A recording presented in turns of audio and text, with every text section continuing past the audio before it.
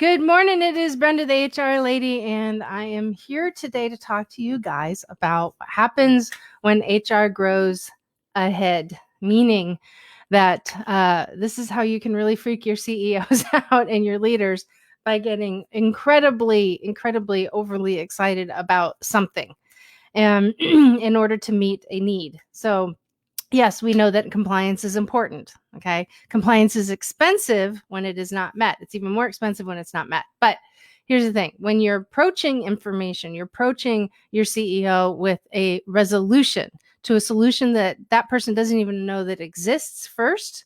That in the mind of a CEO, in the mind of a leader, means that HR is growing ahead, meaning it has another head, like a three-headed dragon, right? And it's going to be a much bigger battle or a bigger thing to take on than originally anticipated. So that's one way of it growing ahead. Another of growing ahead is that you come up and say, hey, listen, there's this thing that we got to take care of. The CEO leader says, yep, totally understand, got it. What do we need to do to move ahead? And then all of a sudden there's this regurgitation of details and forethought and just, wide spanning resolution to a problem without really the CEO understanding why. That's the second head in the dragon, right? It grows ahead, right? And then the last is that everything was put into place, things are moving forward, and then suddenly it seems like there's a never-ending rabbit hole of details that weren't addressed, things that weren't taken on, things that weren't discussed.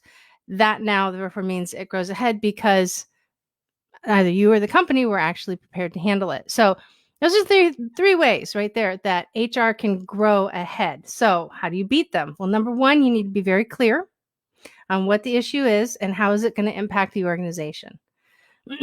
That is your analysis that you need to take on as an HR pro. The second thing you need to do is you need to craft your message in a way that it is educational, but it's not overly detailed, but you're providing the required details that a CEO needs in order to make a determination to actually help support you.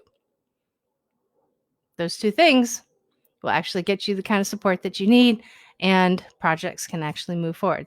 The third piece of it is make sure that you give follow-up and feedback. So when you've implemented something and you've gotten the approval and you've gotten support for it, make sure that you give the leader consistent feedback as to how things are going.